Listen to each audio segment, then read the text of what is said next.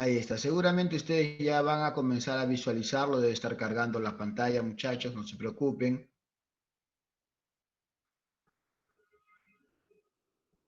Hay que esperar nada más un ratito.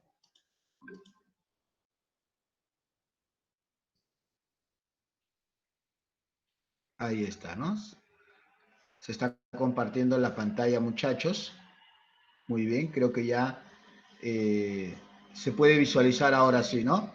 Apóyame con una manito, por favor, si es que se puede visualizar ya la diapositiva.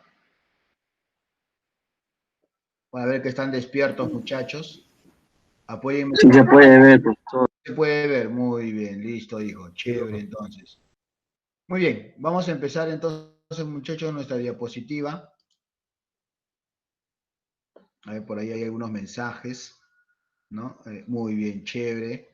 ¿Qué tal, Alexander? ¿Cómo está? Buenos días. Muy bien, gracias, Betina. Listo, chicos, entonces ahora sí empezamos a visualizar ya nuestra diapositiva. Ahí está. Ya voy a abrirlo todo. Muy bien. Listo. A ver, vamos a colocar esto por acá. Ujú. Listo, chicos. Lo que vamos a ver el día de hoy ya está por demás redundarlo porque pueden verlo en la pantalla. Viene a ser la comunidad primitiva en los Andes. Eh, Hablemos un poquito acerca de la comunidad primitiva en los Andes, ¿no? Es un término, en primer lugar, que ahora se está usando ya de manera cotidiana, ¿no? Principalmente, vamos a llamarle así, por algunas academias preuniversitarias, como es el caso principalmente de ADUNI, ¿no? Por ejemplo, cuando nosotros hablamos de historia, tenemos que hablar de dos posiciones, de dos enfoques históricos. El enfoque tradicional, ¿no? Que está vinculado al enfoque positivista y que esto aparece más o menos en el siglo XIX, en el Perú llega en el siglo XX, se va desarrollando gran parte del siglo XX y más o menos por la década de los 60, 70 más o menos, ¿no? 70, 80, ya viene con fuerza aquí en el Perú a desarrollarse el otro enfoque, ¿no? Considerado un enfoque más científico, aunque los dos son ciencias, pero considerado un enfoque más científico o un enfoque moderno, vendría a ser el postulado, muchachos, materialista, histórico o simplemente también se le conoce como el marxismo. Entonces, el otro enfoque, contrario al positivismo, es el materialismo, ¿no? O marxismo, más conocido. Entonces, ya a partir de la década de los 60, 70 en el Perú, más o menos, se va dando o se le va dando ya el otro enfoque, ¿no? El enfoque científico o el enfoque moderno. Y este enfoque moderno, entonces, se diferencia del enfoque positivista porque el enfoque positivista analiza la historia o describe la historia en base, muchachos, en primer lugar, a grandes personajes, ¿no? Es como si la historia para ellos estuviese hecho de grandes hombres, reyes, ¿no? Emperadores, eh, vamos a llamarle así, presidentes, ¿no? Generales. Entonces, se cree que la historia está enfocada desde ese punto de vista, ¿no? Que la historia está hecho por grandes hombres.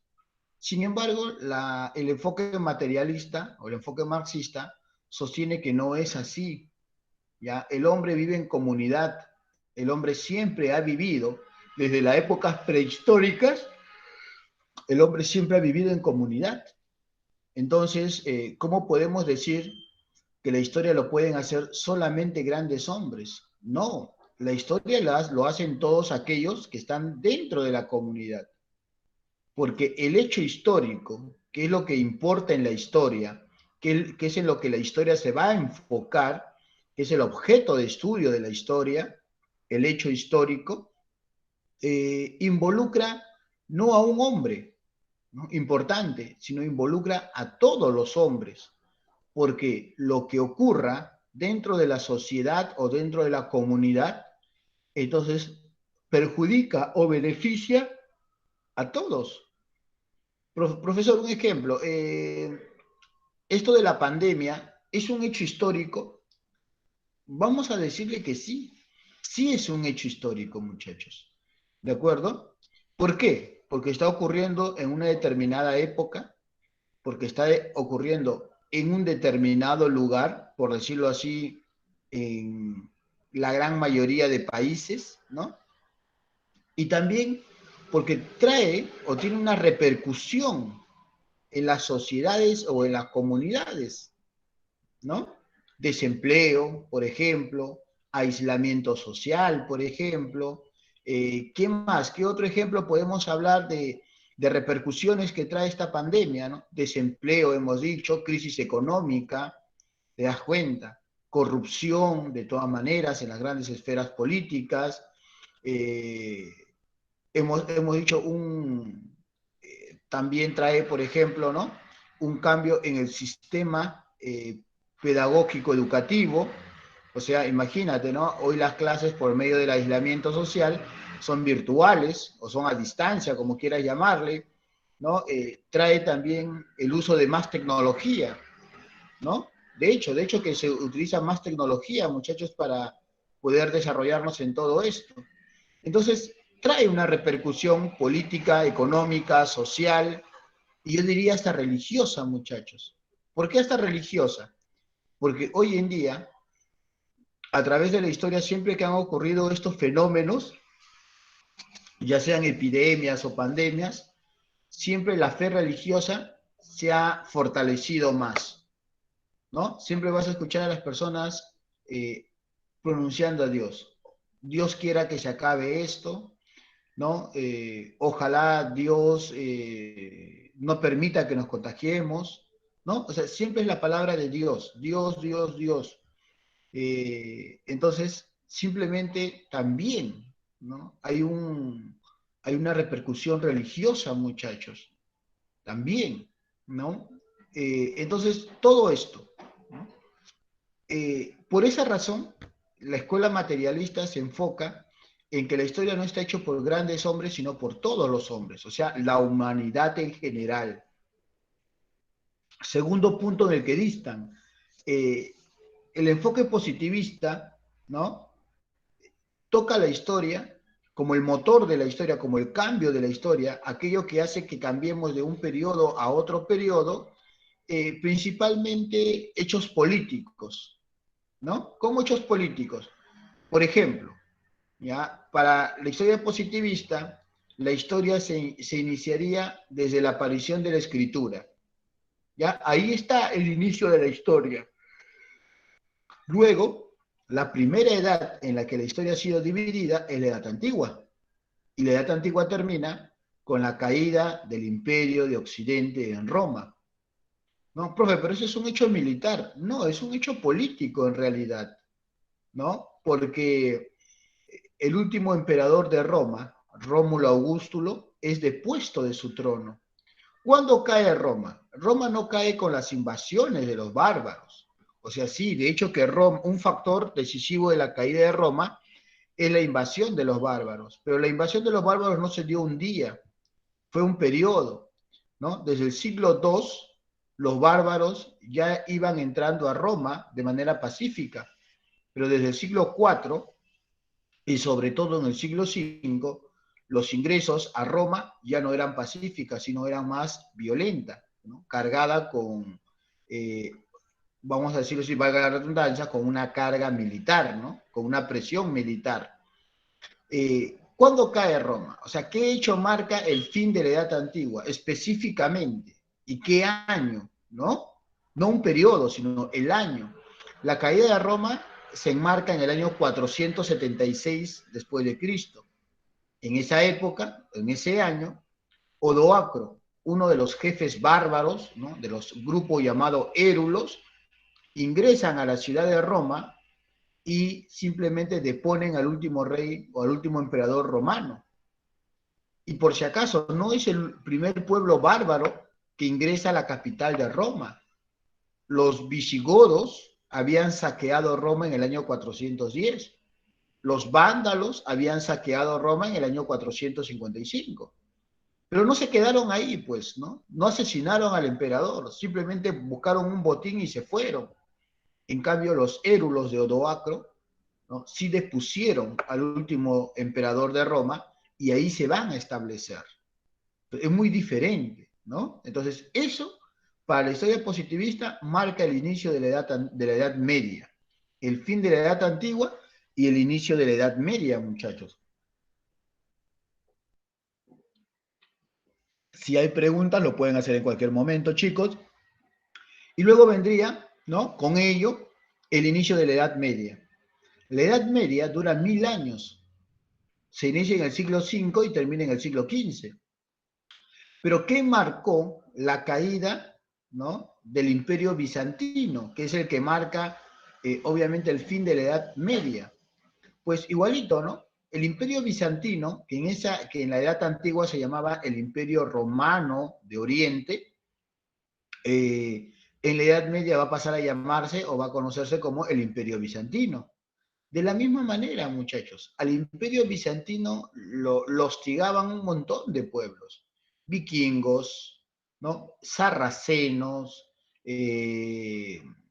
turcos, ¿no?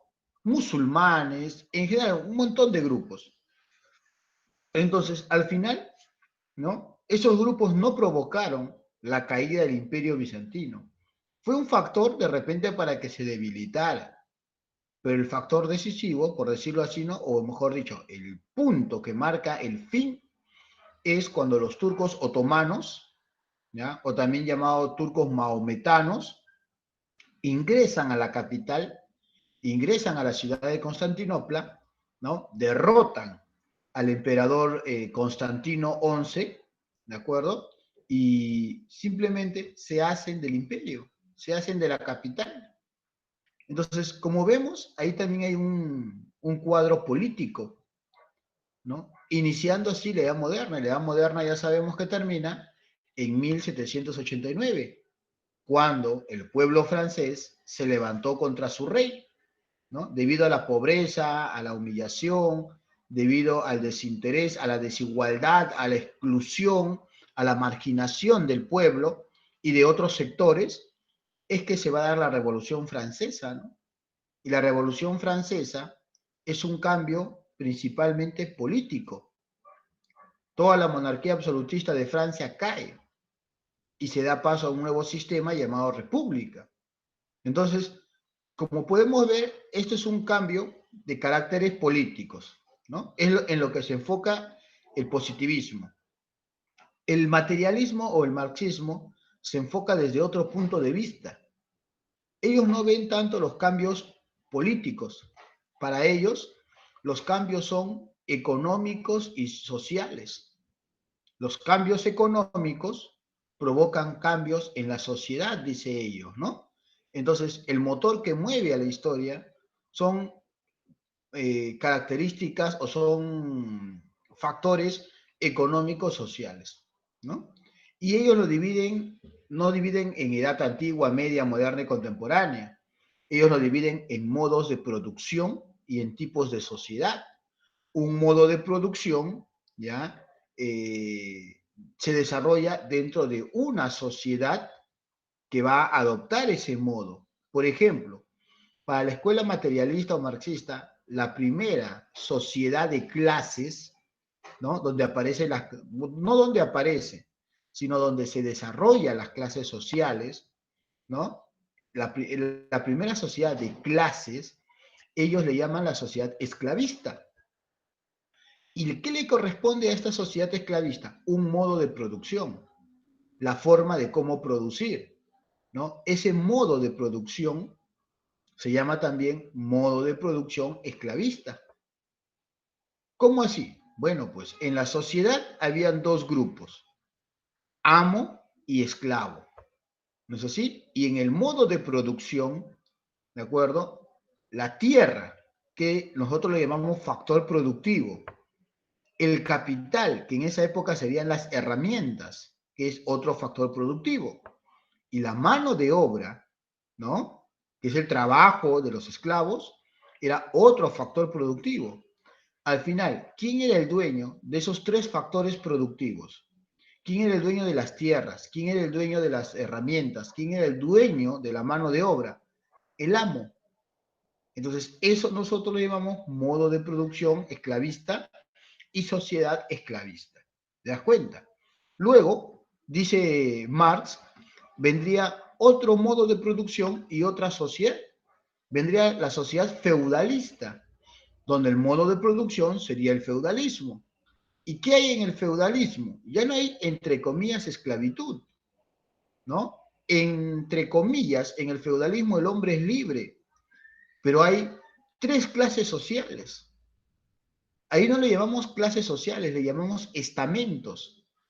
¿Cómo que estamentos? Sí, estamentos son grupos sociales cerrados, ¿me entiendes? Que están determinados no por tu dinero, sino por el linaje, por la familia, por la dinastía, por la posición donde tú estás o naces, ¿me entiendes? Entonces, habían tres tipos de estamentos. Estaba los nobles o caballeros, estaba el clero, ¿no? Tanto el clero regular de los monjes y el clero secular de los sacerdotes, y abajo de esos estaba el tercer estamento, que era el pueblo y los campesinos, ¿no? Los campesinos rurales y de una u otra manera los pequeños, pues, vamos a decir, aldeanos urbanos, ¿no? Ellos pertenecían entonces a estos tres estamentos. Y en el modo de producción, ¿cómo se fue dando? La tierra, que pasó a ser el factor más importante, la tierra estaba en manos del señor feudal, ¿de acuerdo? Las herramientas o todo lo que se utilizaba para trabajar la tierra era del señor feudal. Y la mano de obra, de una u otra manera, también le pertenecía al señor feudal. Aunque eran libres los hombres, pero dependían de la protección y dependían de las tierras del señor feudal. Ese es un modo de producción feudalista. Luego vendría el modo de producción capitalista, ¿no? Y así, muchachos, sucesivamente. Nos tendríamos que tomar toda una clase explicando todo este tema llamado teoría de la historia. Pero me he dado los 20 minutos de licencia para explicarles esto, que para mí es importante, para poder entender un poquito del tema del término que se utiliza, ¿no? Entonces, comunidad es como un grupo de personas, es una sociedad. Le llamamos primitiva. Profe, Dime, ¿te escucho? Sí, te escucho, dime, hijo.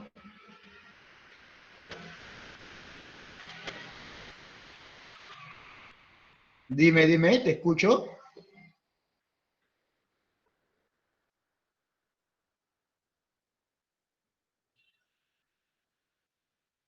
Bien, ¿hay un problema, muchachos? ¿No se ve, no se oye? No, Como profesor, diría, puede proseguir, todo está perfecto. Creo que quiere hacer ya, ya. hora. Ya. Como dirían los venecos, todo fino entonces, ¿no? Muy bien. Listo. Entonces, como te mencionaba, primitiva, primero por el estilo de vida que llevaban estos hombres, ¿no? Primitiva por el estilo de vida que llevaban estos hombres. Y primitiva también por su cultura. O sea, una cosa es la forma de vida, ¿no? Como sociedad, como economía, y otra cosa es como cultura, ¿de acuerdo? Es una comunidad primitiva por su forma de vida. ¿Cómo que por su forma de vida, profesor? Claro, en esta época el hombre se dedicaba a cazar, se dedicaba a recolectar. Y eso tiene que ver con qué? Con su tipo de economía, ¿ya? El hombre se organizaba en grupos de 10, en grupos de 20, con la finalidad de cazar. En ellos no había ningún lazo de parentesco, en ellos no había ninguna relación, vamos a llamarle así, familiar. La única relación que había en este tipo de organización era para buscar los alimentos en grupo, ¿me entiendes? Y eso se llaman bandas u hordas. Entonces, una sociedad de bandas y una economía que nosotros le hemos llamado parasitaria o depredadora, ¿no? Porque el hombre no produce nada, se enfrenta a la naturaleza, está en constante enfrentamiento con la naturaleza, porque no produce nada. Entonces tiene que ir a cazar. ¿ya? Y no caza cualquier cosa, caza grandes animales, animales de 2 metros, 3 metros, 5 metros. Entonces, para un solo hombre, ¿no? Salvo que sea Superman o Thor, o probablemente Hulk, podría cazar solo. Estos grandes animales que a su vez eran fieras y que a su vez no andaban solos como tú, ¿no? Sino andaban en pareja, ¿de acuerdo? No digo con su enamorada, por si acaso, en pareja me refiero, bueno, aunque el término pareja significa dos, ¿no? Yo diría que andaban en grupos. ¿Y cuál es el término que se utiliza para definir, ¿no? A un conjunto de animales de la misma especie? Manada. ¿No? Manada. Entonces andaban en manada, muchachos. Entonces no era fácil cazar para ellos. Estaban en constante lucha, ¿ya? Entonces, eso es propio de una economía parasitaria o depredadora. Pero, ¿de acuerdo? En su aspecto cultural, en el aspecto cultural, muchachos, estos hombres vivían en cavernas, por ejemplo. Estos hombres pintaban sus cuevas y sus cavernas. Estos hombres, para poder cazar, tuvieron que hacer diferentes herramientas hechas de piedra, ¿no? Armas de piedra. Estos hombres enterraban a sus muertos, ¿ya? Entonces, una serie de cosas, ¿no? Desde el punto de vista social, económico y también cultural. Entonces, ese estilo de vida que los hombres llevaron inicialmente en el Perú se llama primitiva, ¿ya? Primitiva. Por eso que hoy en día se utiliza el término de primitivo, ¿no? Para referirse a una persona que solamente ve gritar, gritar y gritar, porque se supone que nosotros somos, entre comillas, una civilización. Y una persona civilizada, ¿de acuerdo? Una persona civilizada se diferencia de una primitiva por su desarrollo cultural, por su avance cultural. De todas las sociedades, la sociedad más desarrollada es la civilización, ¿entiendes? Es sedentaria, ¿no? Construye sus propias viviendas, modelos de viviendas, se organiza en torno a lazos o a vínculos familiares, ¿no? Etcétera, etcétera. ¿Te das cuenta? Y sobre todo está en base a la educación también, ¿no? Desarrolla una cultura avanzada porque también está en base a la educación. Entonces, una persona civilizada no puede gritar. ¿Cómo resuelve sus problemas? Conversando, a través del diálogo, ¿verdad? A través de los acuerdos, a través de los pactos. Entonces, eso es propio, entre comillas, de una sociedad civilizada. Ahora, claro, ¿no? Tú dirías, profe, ¿qué sociedad civilizada es si en el siglo XX, en menos de 100 años, hubieron 2 guerras mundiales, ¿no? O sea, se resolvían sus problemas peleando. Claro, eso es una cuestión muy, muy discutible, muchachos. Como una civilización, ¿no? Como una civilización como la nuestra, me refiero en el mundo entero, puede depredarse unas contra otras, ¿no? Si ni siquiera estos hombres llamados primitivos practicaban una depredación, muchachos, de su propia especie. Sí, practicaban un canibalismo ritual. Se comían la carne de sus, ¿no? Familiares o de su grupo, pero lo hacían desde un punto de vista mágico religioso, ¿me entiendes? No era porque le gustaba comer la carne humana, no era porque no tenían alimentos, no, no, no, no. Era ritual, ritual, por eso le llamamos canibalismo ritual, con un fin más religioso, ¿no? Más espiritual. Eh, en cambio, acá, muchachos, nosotros nos depredamos unos a otros. Los sicarios te matan por 10 soles, por 50, por 100 soles, ¿no? O sea, no le importa la vida del otro, ¿no? Solamente nosotros sí somos, muchachos, depredadores de nuestra propia especie, en realidad, porque entre nosotros mismos nos matamos.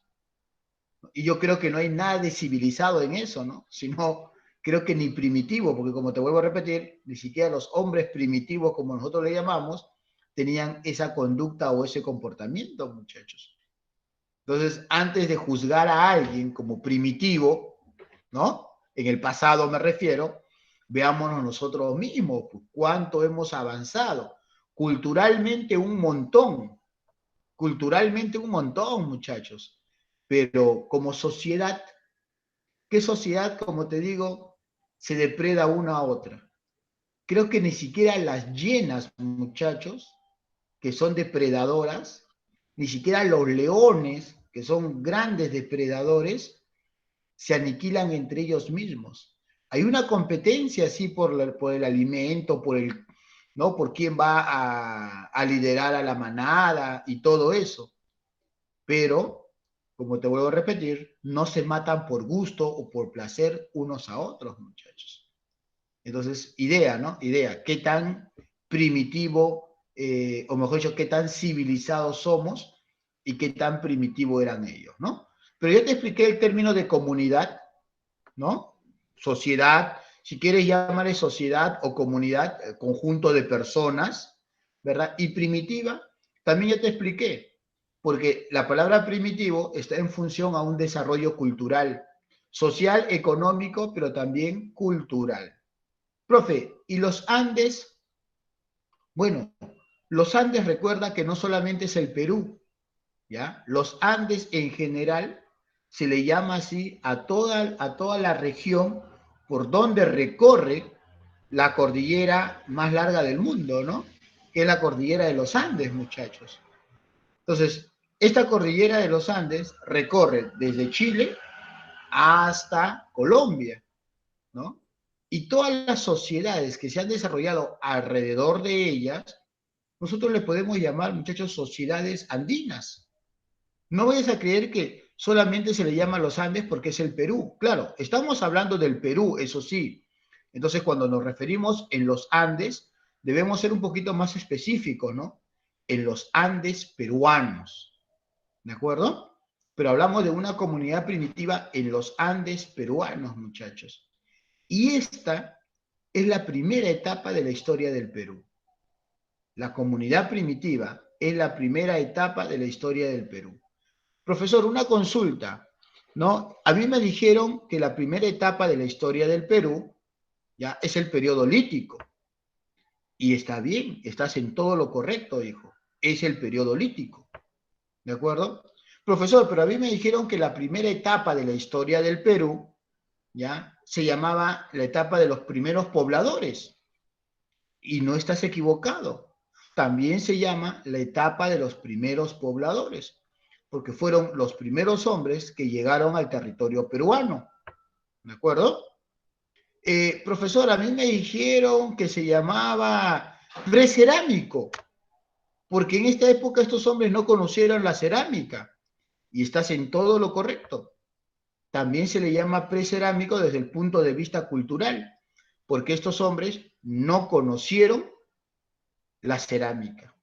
Todos estos hombres que se desarrollaron dentro de la comunidad primitiva no conocieron la cerámica, muchachos. ¿De acuerdo? Profesor, entonces, bueno, entonces ya tienes otro nombre más. Ya sabes cómo se le llama también al periodo precerámico. Ya sabes también cómo se le llama al periodo de los primeros pobladores en el Perú. ¿Cómo se les llama? Comunidad primitiva en los Andes. Mientras más información tengas, más posibilidad de responder correctamente, ¿no? Una pregunta. Y mientras más posibilidad tengas de responder correctamente una pregunta, más posibilidades tienes de ingresar. Esa es la lógica, muchachos. ¿Ya? No vayas a creer que con una o dos informaciones ya estás listo y preparado para un examen y sobre todo para ingresar. No, no, no, muchachos. ¿No? La información es un océano, es inmenso, ¿no?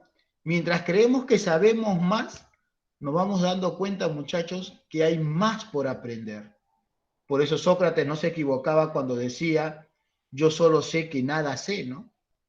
Sócrates, probablemente el filósofo más importante de la Edad Antigua, junto a Aristóteles y Platón,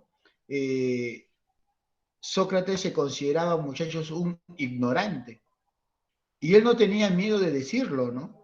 Porque la palabra ignorante, desde el punto de vista peyorativo, es una persona pues analfabeta, inculta, ¿no? Pero la palabra ignorante en realidad tiene otro trasfondo. La palabra ignorante es que ignora, e ignorar es algo común. Tú ignoras, yo ignoro, ¿me entiendes? Todos ignoramos algunas cosas, unos más que otros, ¿no? Pero en realidad todos somos ignorantes, desde el punto de vista semántico, por decirlo así, ¿no? Desde el significado de la palabra, pero desde el punto de vista peyorativo, ¿no?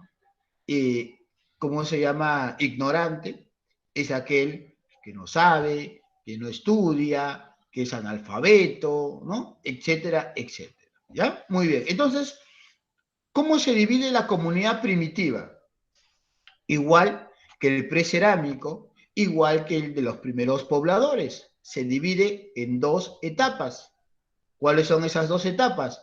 El periodo lítico, como te comentaron, y el periodo siguiente, que es el periodo del arcaico. ¿De acuerdo? Lítico y arcaico, muchachos. Muy bien. Entonces, nos enfocamos en ello, muchachos. ¿Ya? Nos enfocamos en ello. A ver, ahí está. Primero, enfoquémonos en la cronología. Es muy importante la cronología. ¿Qué cosa es la cronología?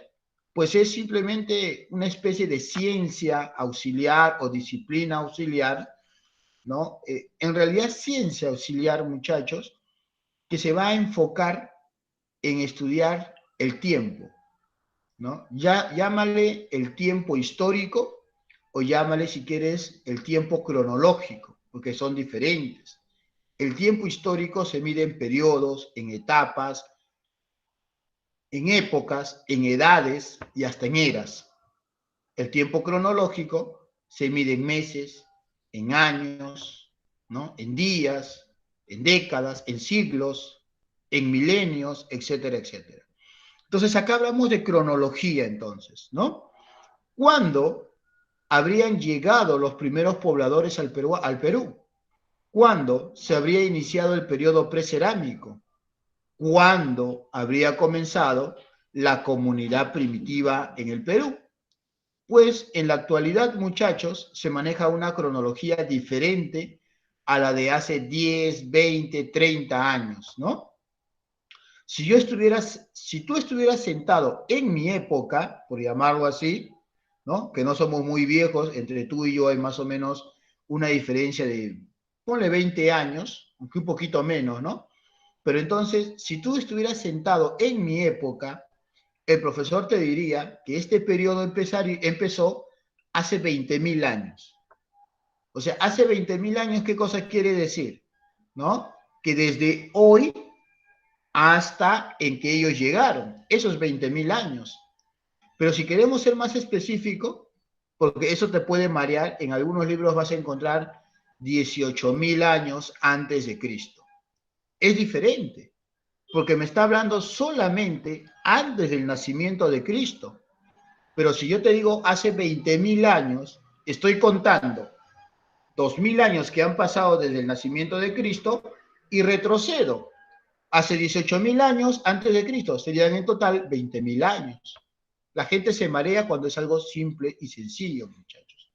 Entonces, pero ya no está sentado o no está sentado en mi época, en mi tiempo, ¿me entiendes? Yo estoy sentado en tu época y te tengo que hablar como tal. La nueva cronología que se maneja más o menos para este periodo es de hace 15.000 años. Para ser exactos entonces, ¿no? Si le quitamos esos 2.000 años de Cristo, sería hace 13.000 años antes de Cristo aproximadamente. ¿De acuerdo? Profesor, a mí me dijeron 11.000, a mí me dijeron 12.000, profesor. Por eso te digo aproximadamente, porque el término aproximado quiere decir que se va acercando, ¿ya? A lo exacto, pero no lo es. En arqueología, y eso tiene que ver con arqueología, no hay una datación absoluta, ¿me entiendes? No hay una cronología exacta, siempre son aproximados. Todo lo descubierto por la arqueología es sometido a una datación, a una fecha y se debe principalmente al carbono 14. Y el carbono 14, así como otras técnicas arqueológicas, siempre tienen una probabilidad de error de más y menos. Puede ser más 100, menos 100, más 300, menos 300, dependiendo. Por eso siempre hablamos nosotros de aproximaciones. Cuando ya hay escritura, cuando ya se registran los hechos ocurridos en el día, en el mes y en el año, ya hablamos de una cronología más exacta, muchachos. ¿De acuerdo? Muy bien. Entonces, esto empezó hace 15.000 años. ¿Ya? Pero ¿hasta cuándo duró? ¿Ya? ¿Hasta cuándo duró? Bueno, ¿hasta cuándo duró? Tendríamos que ver más o menos para la arqueología de la época en que aparece la cerámica. ¿Por qué crees que se le llama precerámico? Porque en toda esta época no había cerámica. Entonces, ¿cuándo termina? Cuando aparece la cerámica. ¿Y hace cuánto aparece la cerámica? Recalco, aproximadamente entre los 2000 a 1800 años antes de Cristo. ¿De acuerdo? Entre los 2000 a 1800 años antes de Cristo. A ver, veamos. Aquí está, mira. Más o menos. Hace 13.000 años antes de nuestra era hasta los 1800 antes de nuestra era. Recuerda, siempre son aproximaciones, ¿ya? Permíteme rehidratarme. Desde que empezó el tema este de la pandemia, muchachos, y desde que me enfermé, mejor dicho, todos los días prácticamente consumo como, bueno, no todos los días, cada vez que dicto, consumo de 2 a 3 jarras de agua, ¿no? Pero bueno, y no veo resultado. Ya debería estar ya como, no sé, como Thor, ¿no? Así, con esos músculos, pero nada, pues, ¿no? Es pura agua nada más, nada de ejercicio, muchachos. Muy bien, entonces, ahí está nuestra cronología, 13.000 años antes de Cristo, ¿no? O antes de nuestra era y 1800 antes de nuestra era. Profesor, no entiendo, antes de Cristo, antes de nuestra era. Bueno, esta es una clasificación, muchachos, a gusto del cliente. ¿Cómo que a gusto del cliente? Claro, en tu libro vas a encontrar antes de Cristo. ¿Y cambia en algo decir antes de nuestra era? No, porque es solamente una clasificación que algunos quisieron darle, ¿no? En oposición probablemente a los temas religiosos. El marxismo, por ejemplo, no es católico ni es cristiano. El marxismo normalmente se declara ateo. Un marxista normalmente va a ser ateo, ¿de acuerdo? Entonces, si es ateo, ¿cómo puede estar diciendo antes de Cristo? Recuerda que el ateo desconoce, ¿no? Más que no aceptar, desconoce cualquier religión. Porque si yo digo, profe, no acepta ninguna religión, como que no suena bien, ¿ya? Entonces, simplemente el ateo desconoce cualquier religión, ¿no? O una religión en sí. Por eso, ¿cómo hablar de antes de Cristo? Sería contradictorio. Por eso ellos utilizan el término antes de nuestra era, ¿no? Y simple, nada más. Muy bien. Entonces, aquí lo tenemos, ¿no? Ahora, ¿qué ocurrió en todo este periodo? Simple y sencillo. En todo este periodo ocurrieron cambios climáticos en el Perú. Empecemos por ahí, cambios climáticos, ¿ya? Antes de hablar del hombre y su forma de vida, hablemos primero de la Tierra. Tú sabes que la Tierra ha pasado por evoluciones, ¿no? Todo evoluciona. Desde que el siglo XIX empezó con este tema de evolucionismo, todos los científicos trataron de ver desde ese aspecto, ¿no? Cómo evolucionaron. Y también la Tierra ha evolucionado, pues. La Tierra hace 200 millones de años no era como lo es hoy. La Tierra hace 4.500 millones de años, ¿no? Que es la edad que tiene la Tierra, hace 4.500 millones de años, no era igual como lo es hoy, ¿no? Entonces, la Tierra también ha evolucionado, ha cambiado. Pues en este periodo, muchachos, en el que el hombre se va a desarrollar, se encontraba, y nos encontramos todavía, en la era cuaternaria. La era cuaternaria más o menos empezó hace 2 millones de años, ¿de acuerdo? Cuando apareció el primer hombre en la Tierra, llamado el Homo habilis, no es Adán por si acaso. Entonces, a partir de ahí empezaría la era del hombre, ¿no? El hombre pasaría a controlar, por decirlo así, la Tierra. Entonces, esta era cuaternaria presenta dos periodos climáticos, o dos periodos geológicos, mejor dicho, el Pleistoceno y el Holoceno. No hay más, ¿de acuerdo? El Pleistoceno y el Holoceno. ¿Qué cosa quiere decir eso? Que si yo te preguntara en qué etapa nos encontramos, o en qué periodo geológico nos encontramos, es lógico, tu respuesta va a ser en el Holoceno. Pues. ¿Por qué? Porque el Holoceno se caracteriza, muchachos, por una variedad de climas, ¿no? Clima templado, clima frío en algunas zonas, ¿no? En algunos otros lugares clima tropical, etcétera, etcétera. Todos los climas que te han enseñado en geografía. En cambio, en el Pleistoceno se caracteriza principalmente por un tipo de clima, frío, ¿me entiendes? ¿Ya? Por esa razón al Pleistoceno se le conoce como la era de hielo. La era de hielo, porque las 2/3 partes, y de repente me quedé corto, pero las 2/3 partes de la Tierra estaban cubiertas de hielo, muchachos. La era de hielo, ¿de acuerdo? Y tú sabes que según el clima, ¿no? Según el clima, también hay una variedad, por llamarlo así, de flora y de fauna. En el caso del Pleistoceno, la flora diríamos que era muy escasa. La fauna era una fauna especial. Era una fauna de grandes animales con abundantes pelajes.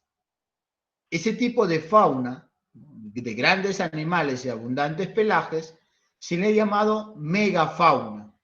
Qué fácil, ¿no? Grandes animales, megafauna, pues.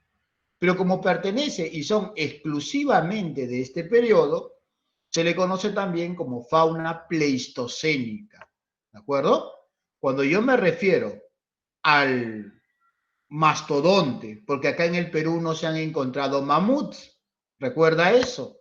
En el Perú no ha habido mamut, en Sudamérica no se han encontrado mamuts, con las justas se han encontrado y poquito en Norteamérica, pero en Sudamérica y en el Perú lo que se han encontrado son mastodontes, ¿de acuerdo? Una especie intermedia entre el mamut y el elefante, ¿no? El mastodonte. Se han encontrado megaterios. Los megaterios son, muchachos, los perezosos gigantes, ¿ya? Había varios tipos de perezosos. Este perezoso era bípedo, o sea, andaba en dos extremidades inferiores. Y, obviamente, bípedo, ¿no? Medía aproximadamente 5 metros de altura, muchachos. Diríamos 4 veces o 3 veces más grande que el hombre, ¿no? Así es. Profe, ¿y por qué se le llama Pleistoceno final? Lo que pasa es que el Pleistoceno tiene 3 etapas. Pleistoceno inicial, Pleistoceno medio y Pleistoceno final. ¿Ya? ¿Cuándo se inicia el Pleistoceno? El Pleistoceno inclusive se inicia antes de la era cuaternaria, muchachos. Sin embargo, termina hace aproximadamente 10.000 a 8.000 años antes de Cristo. Hace aproximadamente 8.000 años antes de Cristo termina este periodo llamado Pleistoceno. Entonces, cuando el hombre llegó hace 13.000 años y la época en que se va a extinguir 8.000 años, entonces más o menos el Pleistoceno se encontraba en su etapa final, muchachos, ¿no? En el final de la era de hielo. Ya estaba empezando poco a poco a haber pequeños cambios climáticos, ¿no? Periodos fríos, periodos cálidos, periodos fríos, periodos cálidos, hasta que el frío se acabó, o sea, la era de hielo se acabó y empezó un periodo templado, ¿no? Cálido. Entonces, ahí está. La era, o sea, el Pleistoceno es la era de hielo y el Holoceno es el periodo climático actual. Velo de esa manera, ¿ya? En la historia universal, ¿qué se desarrollaba en esta época? Más o menos hasta los 13.000, hasta los 8.000 años, todavía nos encontrábamos en el periodo del Paleolítico Superior, ¿ya? ¿Y qué especie humana vivió en el Paleolítico Superior? Fácil, el Homo sapiens, ¿ya? El Homo sapiens. Antes se creía que el Homo sapiens, ¿no? Era dos, el Homo sapiens neanderthalensis, ¿ya? Y el Homo sapiens sapiens. Hoy en día, nosotros diferenciamos al Homo neandertal como una especie diferente al sapiens, y al que nosotros le llamamos sapiens sapiens, lo ubicamos ahora como una especie sapiens.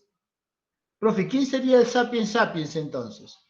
El sapiens sapiens seríamos nosotros, de la cual habríamos evolucionado de un sapiens, ¿me entiendes? ¿Ya? Entonces, el Paleolítico Superior era del Homo sapiens, de la cual nosotros descendemos. Por eso nosotros nos llamamos sapiens sapiens. Muy bien. Entonces, ¿qué cosa quiere decir eso? Que el hombre que llegó al Perú y por ende que llegó a América, a poblar América, era un Homo sapiens. ¿Y qué sabía un Homo sapiens? Sabía organizarse en bandas. ¿Sabía qué cosa? Sabía cazar. Sabía elaborar sus herramientas de piedra. Profe, Vivía en cavernas. Dime, hijo. profe, si usted dice que nosotros evolucionamos los monos, que los demás monos no evolucionan. Perdón, no te escuché muy bien. Si nosotros evolucionamos de los monos, ¿por qué los demás no evolucionan? No. Cuidado. Yo en ningún momento he dicho que nosotros evolucionamos del mono, ¿no, muchachos? Ahí hay que tener mucho cuidado, ¿ya? Por ejemplo, en la clase anterior que hice de la prehistoria, en el reforzamiento de la tarde, ¿no? Justamente toqué este tema y le dije que tengamos mucho cuidado al referirnos sobre ellos, ¿no? Los monos, cuando nosotros hablamos de monos, hablamos de pequeños, en tamaño pequeños, ¿no? Y en cuanto a su forma, o sea, biológico y físico, hablamos de cuadrúpedos, hablamos de especies con brazos largos, hablamos con cola y con abundante pelaje, ¿no? Por llamarlo así. Pero así no somos nosotros. Ahora, uno diría, claro, pues, profe, porque hemos evolucionado. Sí, pero nosotros no hemos evolucionado de ellos, muchachos. ¿Ya? Tanto ellos como nosotros somos primates. Eso sí, somos una especie de primos, ¿no? Porque venimos de un mismo tronco, que son los primates. Pero recuerda que los primates se dividieron en dos grupos, simios, ¿de acuerdo? Y homínidos. O sea, hubo una época, hubo un momento en que estos primates, que entre comillas eran familiarmente similares, se diferenciaron y se van a diferenciar física y biológicamente. Entonces, los simios por un lado y los homínidos por otro lado. ¿Nosotros de dónde venimos? ¿De los simios o de los homínidos? Venimos de aquí, de los homínidos. ¿Me entiendes? De los homínidos. Entonces, primero, la idea de que nosotros descendemos del mono ya está desbaratada, porque los monos son simios y nosotros somos homínidos. Ahora, cuando hablamos de simios, hablamos de varios tipos de simios. Por ejemplo, hablamos de simios pequeños y con cola, hablamos de simios grandes y sin cola, ¿no? Los simios pequeños y con cola son lo que nosotros llamamos normalmente monos. Y hay una gran cantidad de variedad de monos, ¿no? Está el mono de cola roja, está el mono no sé qué, está, por ejemplo, chita, que también era una especie de mono, no sé, bueno, un montón. De ese tema sí no sé.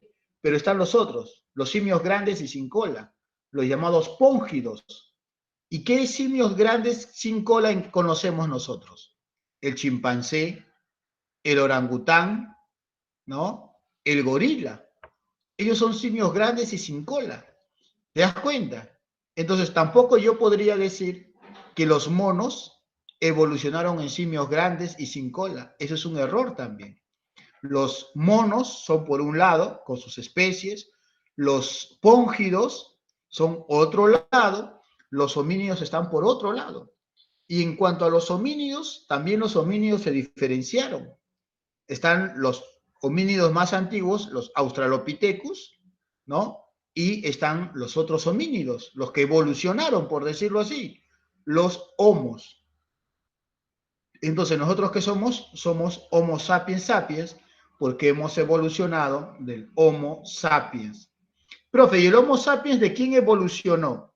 Bueno, ahí está el tema. Antes se creía que el Homo habilis había evolucionado en Homo erectus y que el Homo erectus había evolucionado en Neandertal y que el Neandertal había evolucionado en Cro-Magnon y de la cual nosotros venimos.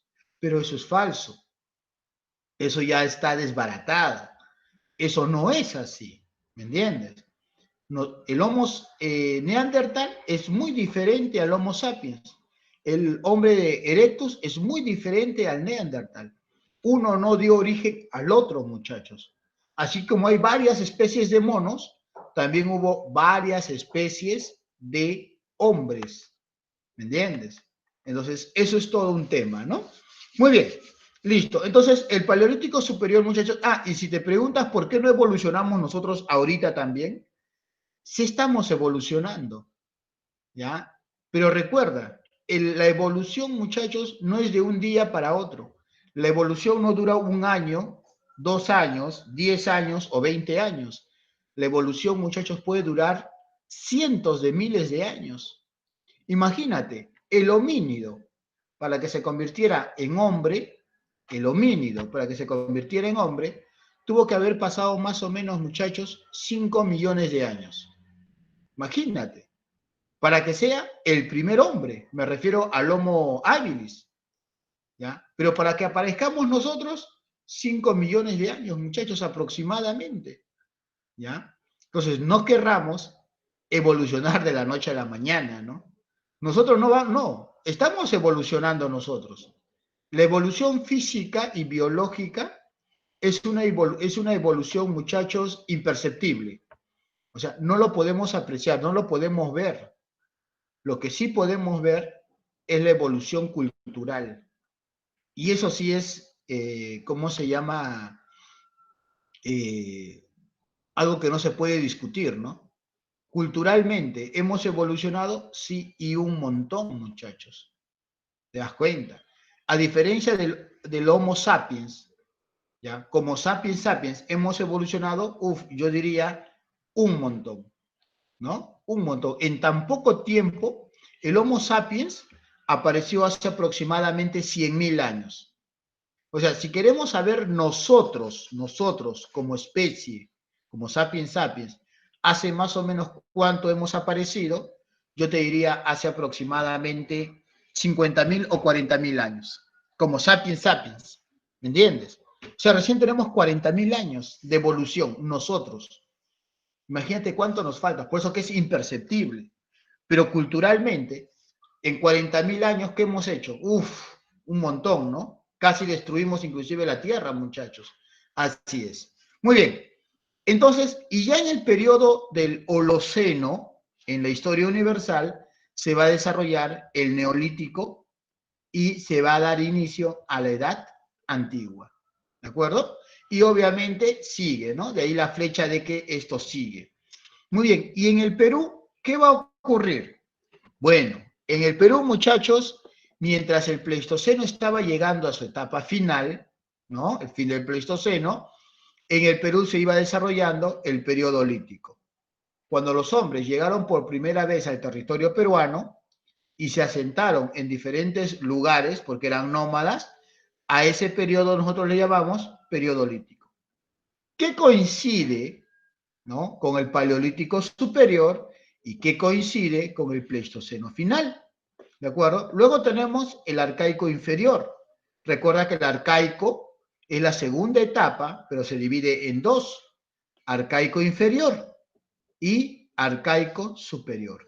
O sea, mientras se daba el neolítico en el mundo, o mientras empezaba el neolítico en el mundo, en el Perú, ¿no? Se estaba dando inicio al arcaico inferior, y luego, cuando ya estábamos en la Edad Antigua, cuando ya se desarrollaba Egipto, Mesopotamia, Grecia, China, entre otros, habíamos entrado nosotros al arcaico superior. ¿Hasta cuándo, profe?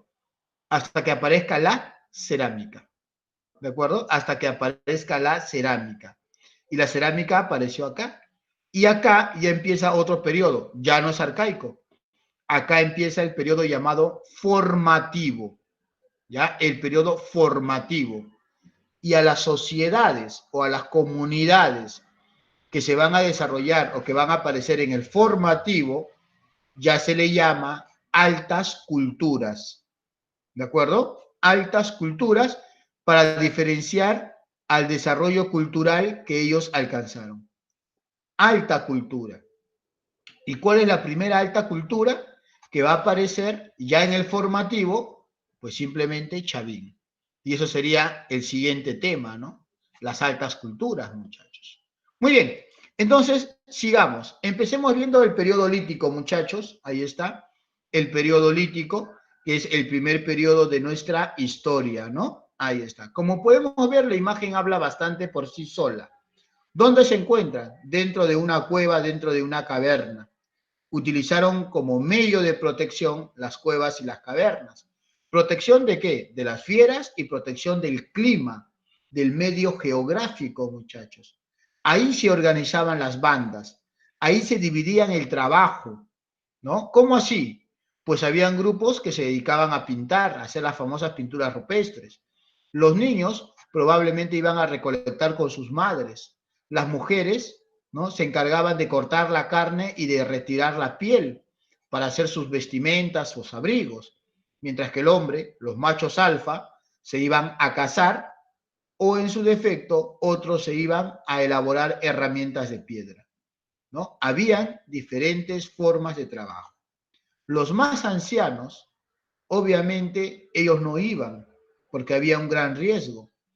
Ellos planificaban, entre comillas, las estrategias, que luego eran los jóvenes y adultos quienes iban a ejecutar dicha estrategia, ¿no? Y esto es muy importante, porque ese valor que le van a dar a los ancianos, luego se va a convertir en una forma de organización, muchachos, en clanes y luego en tribus, ¿ya? Entonces, aquí también hay una división social del trabajo, ¿no? Y más que una división social, yo diría una división sexual, porque no hay clases sociales aquí. Aquí hay, ¿no? Todos por igual, no hay propiedad privada. Un mamut o un mastodonte no le pertenece a un hombre, ¿no? Le pertenece a la naturaleza. Los frutos que crecen en la tierra, en el suelo, en los árboles, no le pertenecen a una mujer o a un hombre o a una familia, le pertenece a la naturaleza. Por tanto, todo es libre acá. Y el hombre se aprovecha de eso para poder sobrevivir, ¿no? Ahí está. Muy bien. Características del periodo lítico. A ver, facilísimo. En cuanto a su economía, ya te dije que es una economía depredadora o depredatoria. ¿Por qué decimos depredatoria o depredadora? Ya les he dicho, ¿no? El hombre solo cazaba y recolectaba. No le interesaba el tema de la reproducción o el tema del cultivo. Simplemente el hombre agarraba lo que necesitaba. El hombre agarraba lo que encontraba en la naturaleza. Y en un primer momento cazaba de todo, muchachos. ¿Ya? Cazaba de todo. No le interesaba qué tipo de animal. Cazaba todo. Cazaba machos, cazaba hembras, cazaba mastodontes, cazaba reptiles, etcétera, etcétera. Todo lo que podía cazar, lo hacía. Pero luego el hombre se volvió un cazador selectivo. Comenzó a escoger sus presas. ¿Quiénes? Camélidos, cérvidos, ¿no? Esos tipos de animales ahora ya eran cazados por el hombre. Entonces encontramos en esta etapa, ¿no? Dos fases, el lítico inferior y el lítico superior. El lítico inferior eran cazadores indiscriminados, cazaban de todo, todo lo que pasaba a su alrededor, ¿no? Ellos lo cazaban. Y en el periodo lítico superior, ellos ya escogían su presa. Como te dije, su presa más preferida eran cérvidos, ¿no? O sea, una especie de venados primitivos, y camélidos. Llámase la paleollama. ¿Qué es la paleollama? La llama, ¿no? Los camélidos, pero primitivos, de esa manera, ¿de acuerdo? Depredadores de tipo estacional. ¿Qué cosa quiere decir de tipo estacional? Su mismo nombre lo dice, ¿no? Estación. Una estación es una temporada, ¿me entiendes? Disponibilidad de recursos según la estación climática. Yo llegaba a este lugar, me alimentaba, me aprovechaba de los recursos y luego me iba. ¿En qué momento me iba? En el momento en que esos recursos se habían agotado, pues. Y normalmente, ¿en qué momento se agotaban estos recursos? Cuando había cambio de estación. Por esa razón que aquí en la costa, muchachos, estos hombres, principalmente, ¿qué buscaban? En la costa me refiero. Las playas, profe, claro, pero las playas siempre le va a dar alimentos. Siempre, siempre. Esto no es por temporadas. Bueno, de repente, sí, ¿no? En verano de repente hay más, en invierno menos pesca, qué sé yo. Desconozco ese tema en realidad, pero sí sabemos que en la costa ellos buscaban las playas. Y las playas no es el mar, hay que tener mucho cuidado con eso. Las playas son las orillas, muchachos, ¿de acuerdo? ¿Y por qué buscaban las orillas? Porque allí, muchachos, la marea había traído, ¿no? ¿Qué cosa? Especies marinas, principalmente mariscos. Ellos iban y ¿qué recogían de las piedras, de las arenas? ¿No? Caracoles, conchas, ¿no? Cangrejos, lo que nosotros llamamos muy muy, ¿no? Lo que nosotros llamamos también, aparte del muy muy, Malvadiscos. esas plantitas verdes, ¿cómo se llaman? ¿Algas? ¿Algas? Las, claro, pero son un tipo de algas. ¿Cómo se llaman esas plantitas verdes? Yuyo, ¿no? El Yuyos. yuyo, el yuyo. Ay, Así, todo eso muchachos recolectaban y todo eso era su dieta alimenticia. Pero también, ¿de acuerdo? Ellos buscaban lomas. ¿Y qué cosas son lomas? Las lomas son un tipo de geoforma, un tipo de relieve costeño que principalmente se forman en la época de invierno. Por ejemplo, en estos momentos el invierno se ha atrasado un poquito, pero ya llegó y probablemente se extienda todo septiembre. Entonces, recién probablemente las lomas aquí en Lima se están formando. Por ejemplo, ¿cuál es la loma más conocida y la única conservada por el Estado? Es las lomas de la Challe. Y esas lomas, yo estoy seguro que recién se están formando aquí en Huacho, muchachos, porque está entre la salida de Chancay a Huacho, ¿ya? Las lomas de la Challe. Entonces, recién. ¿Y hasta cuándo va a durar? Hasta un cambio de estación. Entonces, el hombre llegaba a las lomas, porque ahí encontraba vegetales y animales, ¿no? Animales pequeños, obviamente, que los podía cazar y así alimentarse. ¿Te das cuenta? En cambio, en la región altoandina, me refiero en las zonas altiplánicas, ¿no? ¿Qué encontraban? Cérvidos, camélidos, principalmente camélidos, y por eso también buscaban esas zonas, ¿ya? ¿Cómo se organizaban? Ya lo hemos dicho, ¿no? En bandas nómadas. ¿Qué cosa quiere decir una banda nómada? Que iba de un lugar a otro en búsqueda de alimentos, ¿me entiendes? Probablemente las mujeres se quedaban en las cuevas, pero era el hombre o los hombres quienes iban de un punto a otro, muchachos, en búsqueda de estos alimentos, ¿ya? Y buscaban cavernas como refugios, ¿ya? O sea, ellos no construían nada, salvo chozas rústicas. Pero eso no le podemos llamar chozas, pues, porque ellos simplemente recogían, muchachos, las ramas, ¿no? De esos árboles que se caían, y de esas ramas, con una especie de hojas, lo cubrían y ahí dormían. Entonces, esas eran las primeras chozas que ellos construían. pero eran chozas completamente rudimentarias, ¿no? ¿Y hay muestra de eso, profesor? En realidad, no, ¿no? Porque eso el viento, muchachos, al toque se lo tumba, pues. No hay muestra de esos tipos de cuevas, pero se presume que también pudieron haber construido esos tipos de chozas rústicas, ¿no? Y en el aspecto cultural, ¿de acuerdo? Dice creaciones del Paleolítico Superior. ¿A qué me refiero? Que como el hombre que llegó acá era un Homo sapiens, entonces lo que sabía el Homo sapiens, aquí también lo va a poner en práctica. ¿Y qué sabía el Homo sapiens? Sabía tallar la piedra, punto uno. ¿Qué más? Sabía enterrar a sus muertos, punto dos, ¿no? Pintaba sus cuevas y sus cavernas, punto tres, ¿de acuerdo? Ideas religiosas, claro. Al enterrar a sus muertos, ya está representando una idea religiosa.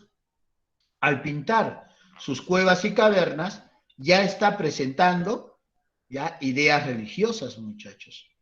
Ahora, las escenas de caza que se han encontrado en las cuevas del Perú, ¿ya? O mejor dicho, las pinturas rupestres que se han encontrado en las cuevas del Perú, son con escenas de caza. Ahí podemos saber, ¿no?, que la caza era, muchachos, de auquénidos o camélidos, pero que también ya no cazaban de manera desordenada, sino que ahora cazaban a través de una estrategia, a través de algo planificado, ¿no? Y esa técnica de caza se llamaba el chacu o chaco, ¿ya? El chaco o chacu es una técnica de caza que consiste en primero quitar a la presa de la manada y luego, obviamente, llevarlo hasta las trampas que ellos habían elaborado, o en su defecto, rodeaban al animal y ahí, ¿no?, obviamente lo cazaban, ¿ya? Esa era la técnica del chaco, muchachos. Ahora, en la fase del Paleolítico inferior tenemos al hombre de Piquimachay, al hombre de Chivateros. Si tú estuvieras sentado en mi época, como te dije, junto a mí, no hablaríamos del hombre de Piquimachay, sino hablaríamos del hombre de Pacaicasa. Pero como hoy en día estamos estableciendo, ¿no?, la inexistencia del hombre de Pacaicasa, entonces ya no lo estamos tocando, ya no estamos hablando. Los libros impresos desde el año más o menos 2017 para adelante, ¿ya? O probablemente un poquito antes, pero desde 2017 para adelante, simplemente, muchachos, no están ya considerando al hombre de Pacaicasa, ¿de acuerdo? Los libros antiguos sí. Universidades que todavía no han modernizado su información, también siguen preguntando en torno a Pacaicasa. Pero San Marcos, por ejemplo, ¿no?, que es el referente de todas las universidades y casi de los exámenes de admisión, ya no considera a Pacaicasa, sino a Piquimachay en su reemplazo. ¿De acuerdo? Por eso te hago la salvedad, porque si tú lees, ¿no?, en tu pregunta, supongamos, y te venga como alternativa Pacaicasa y no Piquimachay, ya sabes qué marcar, pues, ¿ya? Y viceversa. Entonces, muy bien, el hombre de Piquimachay está en Ayacucho también, muchachos. En realidad, la cueva donde vivió el supuesto hombre de Pacaicasa se llamaba la cueva de Piquimachay. El gran complejo arqueológico se llamaba el complejo Pacaicasa.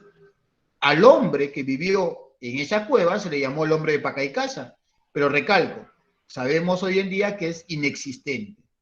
Pero sí vivió en esa cueva un hombre llamado el hombre de Piquimachay, pero no hace 18.000 años antes de Cristo como se creía con Pacaicasa, sino hace 13.000 años antes de Cristo, ¿no? Muy bien. ¿Qué se encontró aquí? Ya lo vamos a ver. Principalmente se encontró, muchachos, herramientas de piedra, armas líticas. No se encontraron restos humanos, no, se encontraron herramientas líticas. En el hombre de Chivateros, en el departamento de Lima, ¿ya? ¿Qué encontramos en el hombre de Chivateros? Una cantera. ¿Qué cosa es una cantera? Un lugar donde ellos sacaban la piedra. ¿Sacaban la piedra para qué? para hacer sus herramientas, pues. Entonces también era un taller lítico, el taller lítico más antiguo de la costa. Aunque, y también sería el poblador más antiguo de la costa. Aunque, ¿no? Todavía por ahí se sigue manejando la idea y de repente más adelante cambia, así como el hombre de Pacaycasa con Piquimachay, al hombre de Tacahuay, en Moquegua. Ya por ahí están manejando la idea de que él sería el primer poblador costeño del Perú. Pero por el momento es el hombre de Chivateros. Y en los cazadores selectivos tenemos a Guitarrero 1. Es tan antiguo como Piquimachay. ¿Me entiendes? Tienen casi la misma cronología. Por ende, todavía está en debate, ¿ya? Si es Piquimachay o Guitarrero 1, pues el primer poblador del Perú. Por el momento se le está dando a Piquimachay. El hombre de Toquepala. ¿Qué se encontró en el hombre de Toquepala? Se encontraron, muchachos, las primeras pinturas rupestres. En el hombre de Lauricocha es la cueva donde más restos se ha encontrado. ¿Qué se ha encontrado en las cuevas de Lauricocha? Herramientas de piedra. Se han encontrado pinturas rupestres. Se han encontrado entierros humanos. Primero se creía que eran los más antiguos del Perú, pero no es así. Los más antiguos del Perú le pertenecen a Paiján. Los restos humanos y los primeros entierros pertenecen a Paiján. Y Lauricocha, profe, ya te dije, restos líticos se encontraron pinturas rupestres, entierros humanos, 11 esqueletos incompletos dentro de esos entierros, un cráneo deformado. Antes que la cultura Paracas, ya estos hombres parece que se deformaban el cráneo, muchachos. ¿Ya? Entonces, es el resto donde más evidencias arqueológicas se ha encontrado. Y en el hombre de Paiján, ya te dije, es el resto humano más antiguo del Perú y de la costa. En cambio, en Lauricocha, es los restos humanos más antiguos de la sierra. ¿Ya? Ahí está. Muy bien. Entonces, ¿qué es el lítico inferior? En la fase inicial de ingreso de las primeras bandas a los Andes centrales, con bajo desarrollo instrumental. Dichos grupos no se especializan en una sola actividad, ¿no? Tenemos a Chivateros en Lima, descubierto por Edward Lanning, y Piquimachay en Ayacucho, descubierto por Richard McNeish, ¿ya? Importancia, ¿no? Considerado el primer habitante de los Andes centrales. Se halló herramientas de piedra tallada y huesos de megaterio, el perezoso gigante, ¿no? En Chivateros se encontró una cantera y un taller lítico, y se encontraron herramientas sin forma definida. Parece que en ese taller estaban elaborando sus herramientas y de pronto, así de la nada, lo abandonaron. No sabemos por qué, ¿de acuerdo? Pero son herramientas no terminadas. Por eso se le llama preformas. Muy bien. Sigamos. Lítico superior, ¿no? Fase de desarrollo de los cazadores selectivos con mejor técnica de percusión, o sea, mejor herramientas, ¿no? Se desarrollan las primeras manifestaciones artísticas, pinturas principalmente, ¿no? Tenemos aquí al hombre de Guitarrero en el departamento de Ancas, descubierto por Thomas Lynch, uno de los cazadores selectivos más antiguos. Hallazgo de herramientas líticas y puntas de proyectil. ¿De acuerdo? Ahí está, ¿no? Puntas de proyectil. Toquepala, en el departamento de Tacna, ¿no? Descubierto por Miomir Bojovic. Pinturas rupestres más antiguas del Perú. Hallazgo de escenas de cacería de guanaco con técnicas de Chaco. Lauricocha, en el departamento de Huánuco, descubierto por Augusto Cardich. Cueva con mayor cantidad de hallazgos. Se encontraron 11 entierros, arte rupestre, herramientas foliaceadas, ¿no? O foliáceas. Ahí está. Estas son las herramientas foliáceas. Muy bien. Paiján, en el departamento de La Libertad, descubierto, las cuevas de Paiján fueron descubiertas por Rafael Larco Joyle.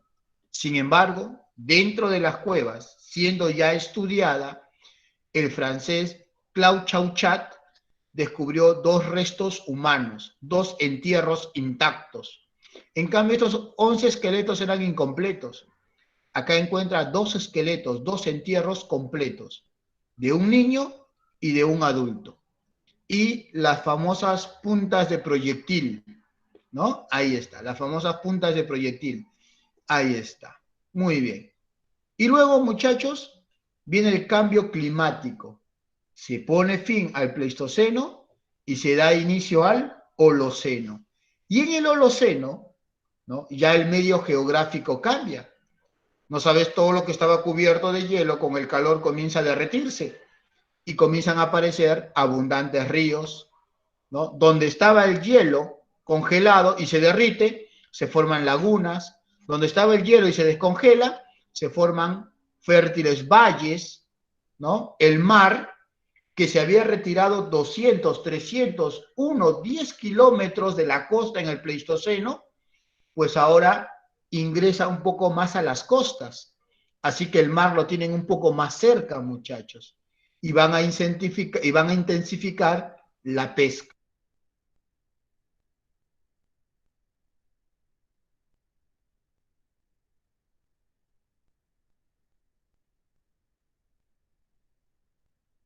Profesor, no se le escucha. Profe, no se le escucha.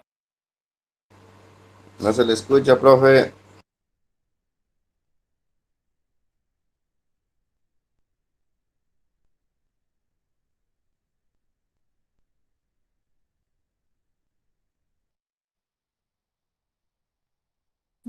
Alguien lo ha silenciado al profe. Profe, no, ha apagado su micrófono.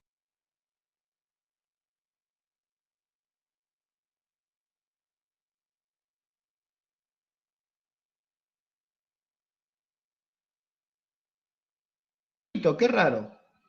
Ahora sí. Ya, alguien me ha silenciado, muchachos, ¿ah? Alguien me ha silenciado porque yo no he aplastado nada. Ahora sí se me escucha, ¿no? Está normal, profe. Muy bien, listo, listo. Entonces, Sí se le escucha, profesor. alguien por casualidad me ha silenciado. Muy bien, listo, chicos. Entonces, les decía pues que luego del Pleistoceno vino el cambio climático, ¿no? Entonces, todo lo que estaba cubierto de hielo se formó ¿en qué? En ríos, en lagos. Un ratito me está llamando la coordinadora. Ya me cortó. Entonces se convirtieron en ríos, en lagos y en fértiles valles. Entonces, y el mar, como te dije, también regresó casi a su nivel normal. Entonces, ¿qué va a pasar? Simple, ¿no? El hombre ya no va a tener mucha necesidad de ir constantemente de un lugar a otro a cazar. ¿Por qué?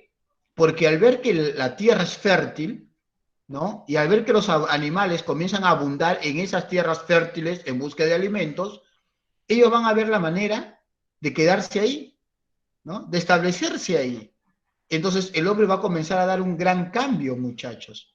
Va a comenzar a domesticar las plantas y a domesticar los animales, dando inicio después a la agricultura y a la ganadería. Y como se tienen que establecer en un lugar, comienzan a construir sus primeras viviendas, que son chozas. Hay un conjunto de chozas, ¿no? Entonces comienza la vida aldeana, muchachos. ¿Todo eso dónde? En el arcaico. Ahí está. Empezamos entonces hablando en el arcaico inferior. Características: economía, inicio del autosostenimiento. ¿Qué cosa quiere decir autosostenimiento? Sostenimiento o sostén quiere decir, ¿qué cosa, muchachos? Soporte, ¿no? Una forma de vida. Auto, uno mismo. Uno mismo consigue cómo mantenerse. Uno mismo, ¿no?, desarrolla su propia actividad, ¿ya?, con la domesticación de plantas y animales. Esto se llama horticultura. Los inicios de la domesticación de plantas se llama horticultura, o también le llamamos agricultura incipiente. Todavía no es agricultura, chicos, ¿eh? Todavía no es agricultura. Es una horticultura, una agricultura incipiente. Están experimentando recién. están aprendiendo a domesticar las primeras plantas. ¿Y quién es el primer domesticador de plantas? ¿Quién es el primer horticultor? Nanchok, en Cajamarca. Cultiva la calabaza, muchachos. ¿Ya? ¿Y quién es el primer domesticador de animales a través de la actividad llamado pastoreo?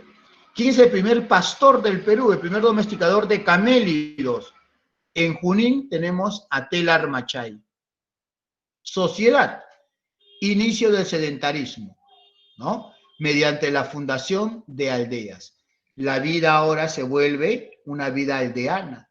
Las aldeas se van a construir, ¿no? ¿Dónde? En los valles, en estas tierras fértiles. Y en estas aldeas, ¿no? Ellos van a comenzar a construir sus huertos para practicar ¿no? la agricultura u horticultura, y van a comenzar a construir sus corrales, donde van a tener que encerrar para poder domesticar a los animales, ¿de acuerdo? En ese proceso se va a domesticar al perro, muchachos. El perro es el primer animal domesticado por el hombre, ¿ya? ¿Y quién es el primer hombre en el Perú en haber domesticado al perro? El hombre de Chilca, ¿de acuerdo? El hombre de Chilca. Nuevas manifestaciones artísticas. La música parece que aparece aquí, muchachos, porque se han encontrado instrumentos musicales. Una flauta parece que estaba hecha de hueso de ballena. Entonces tiene que ser una aldea costeña. Y en este caso, aldea costeña, tenemos aquí a Chilca o a Santo Domingo, también llamado el hombre de Paracas. ¿Quién es considerado el primer músico? El hombre de Santo Domingo o el hombre de Paracas. Además, con él se intensifica la pesca, porque es el primer hombre en elaborar redes para pescar, muchachos. ¿De acuerdo? Pastores, ¿no? Chilca también es un pastor. Piquimachay. ¿Qué domestica Piquimachay? Cuyes. Eres el primer cunicultor. Jaihuamachay también domestica camélidos, pero en Ayacucho. Pero el primero es Telar Machay, ¿no? Ahí está. Entonces, acá encontramos, muchachos, ¿no? Horticultores. Nanchok en Cajamarca, descubiertos por Tom Dillahey, ¿de acuerdo? Tom Dillahey sostiene que él sería el primer horticultor, el primer hombre en cultivar vegetales antes que Guitarrero II.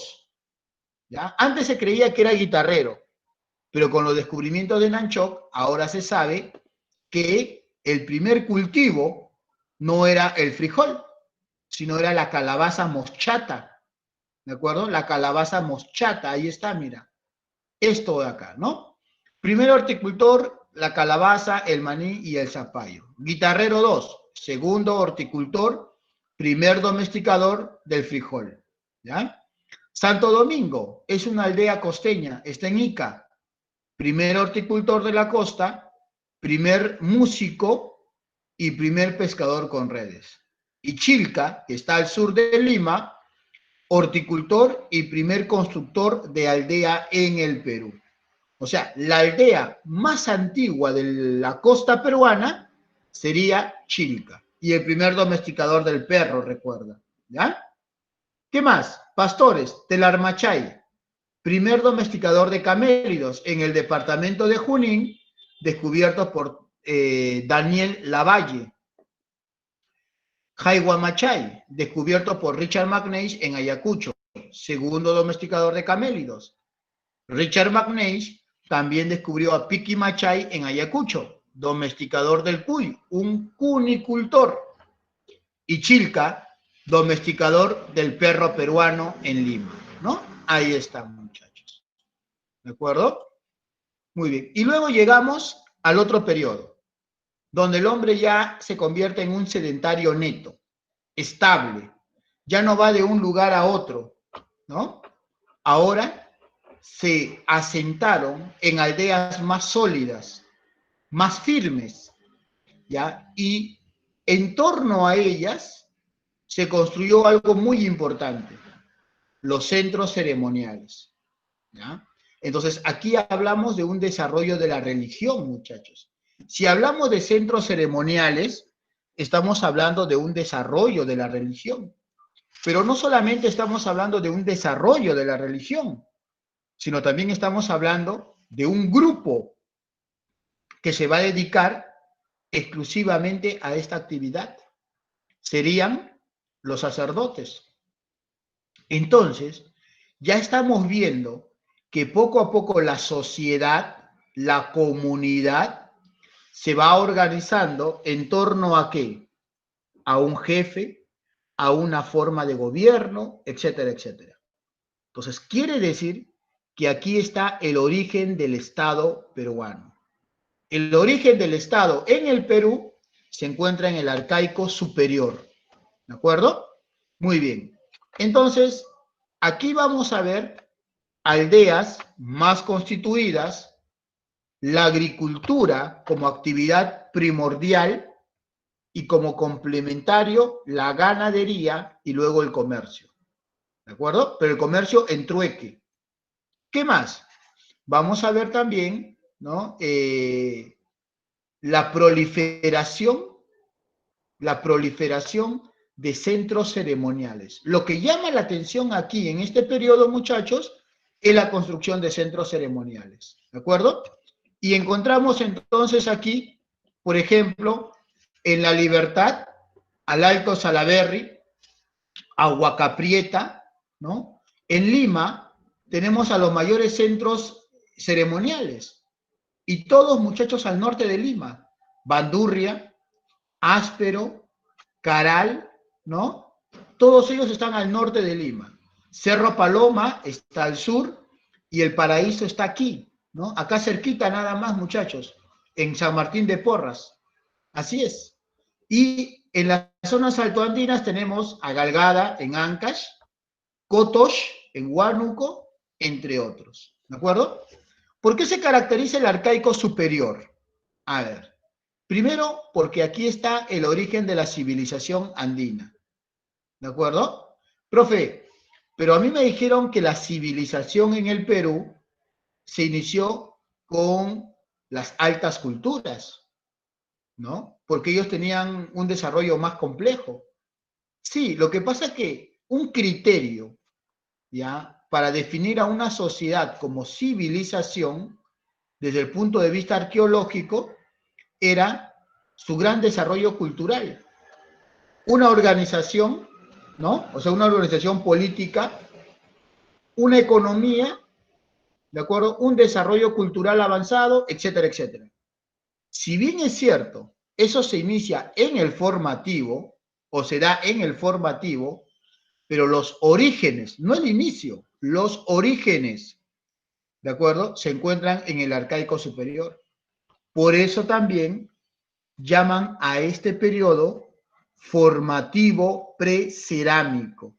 ¿De acuerdo? Acuérdate ese nombre, ¿ah?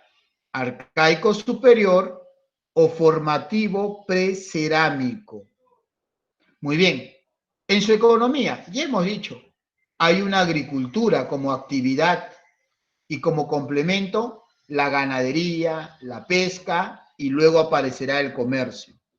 La sociedad ya no se organiza, muchachos, en bandas, ¿me entiendes? Ya no se organiza en clanes, ahora se organiza en tribus. Y esas tribus en el Perú serían llamados ayllus, un conjunto de familias con vínculos en común. ¿De acuerdo? En lo político surgen los estados prístinos, ¿no? Estados sacerdotales, ¿no? Que no son en sí un estado propiamente dicho, pero al menos se van constituyendo como tal. ¿Por qué? Porque la población, ¿de acuerdo?, decide entregarle su libertad, su conocimiento y todo a los sacerdotes. Ahora, quienes van a dirigir a las aldeas, quienes van a dirigir a las comunidades son los sacerdotes. Quienes van a decir qué producir son los sacerdotes. Quienes van a decir cuánto producir son ellos, ¿ya? Quienes van a dirigir los trabajos son ellos. Quienes van a definir el día ¿ya? O el periodo en que ellos van a cultivar son los sacerdotes. O sea, todo el poder, el sacerdote poco a poco va concentrando todo el poder, muchachos. Y ya en el periodo formativo, ¿de acuerdo? Ya este sacerdote se convertirá en un estado propiamente dicho. Entonces, ¿cuál es el primer tipo de gobierno que se experimenta en el Perú antiguo? Se llama estados teocráticos. ¿Y por qué teocráticos? Porque el liderazgo está sobre un sacerdote, ¿de acuerdo? Y luego tenemos en el aspecto cultural, desarrollo de nuevos conocimientos. Aparece la textilería, pero una textilería todavía no muy avanzada, no muy desarrollada. Es el origen de la textilería, ¿de acuerdo? La matemática de los quipus como sistema mnemotécnico, no como un sistema que se utiliza, ¿no?, para manejar a la comunidad desde el punto de vista estatal o político, sino desde el punto de vista contable, o sea, de registro, ¿no? Ahí más o menos a través del quipu se podía almacenar información. La astronomía es muy importante. Se trabaja acá calendarios, muchachos, ¿ya? Y la astronomía está vinculado con los centros ceremoniales.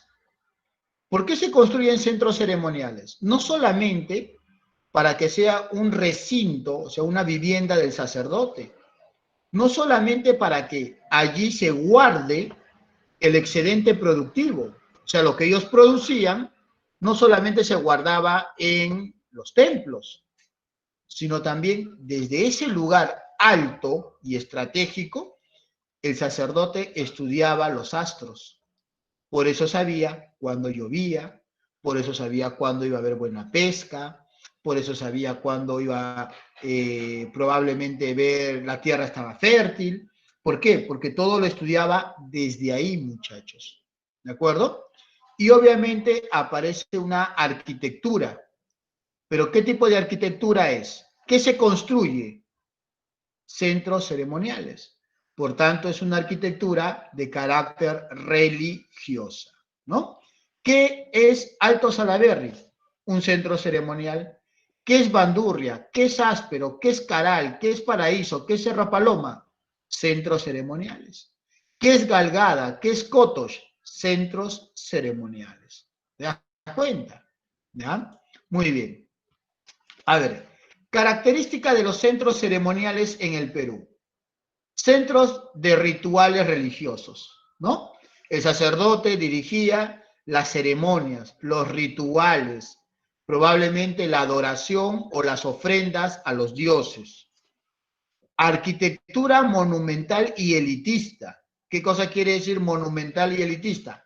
Grandes, enormes construcciones para un sector de la sociedad que va a controlar a la población, o sea, la élite para los sacerdotes. Concentra el excedente económico de las aldeas a su alrededor. Las aldeas producen y ahora todo lo que producen, o mejor dicho, parte de lo que producen, ¿dónde van a ser almacenados? ¿En sus propias viviendas? No. ¿Dónde? En estos centros ceremoniales. ¿De acuerdo? Centros de dirección de estados originarios, como te decía, ¿desde dónde el sacerdote los va a dirigir? Desde los templos, desde los centros ceremoniales. Centro astronómico, ¿desde dónde va a estudiar a los astros? Desde allí, ¿no? Patrón arquitectónico, o sea, ¿qué características presentaban estos templos? Plazas circulares, como en Caral, por ejemplo, pirámides escalonadas, ¿ya? Acá también construyeron pirámides, muchachos, ¿ya? En el Perú también se construyeron pirámides. Mientras Egipto, mientras Mesopotamia construían sus pirámides, acá en el Perú también se construían pirámides. Pero no eran como las de Egipto, ¿no? No eran como la de Keops, Kefren y Miserino, no. Aquí eran pirámides escalonadas o en su defecto trapezoidales, ¿no? El mismo patrón de edificación evidencia intercambios entre regiones, ¿de acuerdo? Ahí está. Muy bien. Centro ceremonial de Caral, que es el más importante, ¿no? ¿Por qué? Porque Caral fue descubierta en 1994, bueno, en realidad redescubierta en 1994 por la arqueóloga peruana Ruth Shadi Solís, ¿de acuerdo? Pero recién el estudio de Caral se inició en 1996. Recién se comenzó a explorar ahí. ¿Dónde está Caral? En el Valle de Supe, ¿no? Al norte, en Barranca. Su función, centro de astronomía, de producción agrícola y pesquera, administración matemática, concentró poblaciones de distintas regiones para el intercambio económico. O sea, en el templo o en los centros ceremoniales también se daba el intercambio comercial. No en cualquier lugar, allí se daba, en los centros ceremoniales. Debate acerca de su naturaleza. Para Ruth Shadi Solís, Caral es la primera ciudad de América, ¿ya? Y la primera civilización andina. Para Luis Guillermo Lumbreras no es así. Para Luis Guillermo Lumbreras, Caral carece de algunos elementos importantes para ser considerado una civilización. La civilización no empezó con Caral, la civilización empezó después, pero no con Caral. ¿De acuerdo? Entonces niega su carácter urbano, niega su carácter de ciudad, ¿no? Ahí está, muchachos. ¿De acuerdo? Muy bien. Y eso sería todo, ¿no? Solamente hablemos algunas cosas de estos restos. Por ejemplo, en Cotox. ¿Qué se encontró en Cotox? Una escultura religiosa llamada Las Manos Cruzadas. Julio César Tello, nuestro arqueólogo peruano, cuando estuvo por Huánuco, descubrió los templos de Cotox, ¿no? Descubrió los templos, pero en realidad no se dedicó a estudiarlos. Quien se dedicó a estudiar los templos de Cotox fue el japonés Seiichi Izumi. Y él, en esos estudios del templo, encontró una escultura de carácter religiosa, las manos cruzadas. ¿Qué representa? Probablemente dualismo, dualidad, como el yin y el yang de los chinos, ¿no? Si existe el día, existe la noche. Si existe el sol, existe la luna. Si hay un hombre, hay una mujer, ¿ya? Si hay cielo, hay tierra, ¿no? O si hay cielo, hay mar, etcétera, etcétera. Si hay calor, hay frío. Eso es el dualismo, muchachos, ¿ya? ¿Qué más? El paraíso es considerado el centro ceremonial más antiguo de la costa, muchachos, ¿ya? Uno de los centros ceremoniales más antiguos de la costa. La primera arquitectura, ¿no?, religiosa de la costa. También se encontró en Huacaprieta, ¿no?, indicios de textil. Se encontró también en Tablada de Lurín, se encontró supuestamente el primer sedentario, ¿no? A Cerro Paloma. Cerro Paloma es el primer arquitecto del Perú, muchachos, el primer constructor, ¿ya?, del Perú. Y otras características más, ¿ya? Muy bien, entonces, eso es en cuanto a mi parte, ¿no? La parte teórica, muchachos. Ya obviamente la parte práctica corresponde a ustedes, ¿no? Creo que está claro, y si hay dudas, de una vez, muchachos, ¿ya? Si hay dudas, de una vez, muchachos, para que no haya ningún problema al momento de que resuelvas tu material. A ver, ¿hay dudas, chicos? ¿O todo claro?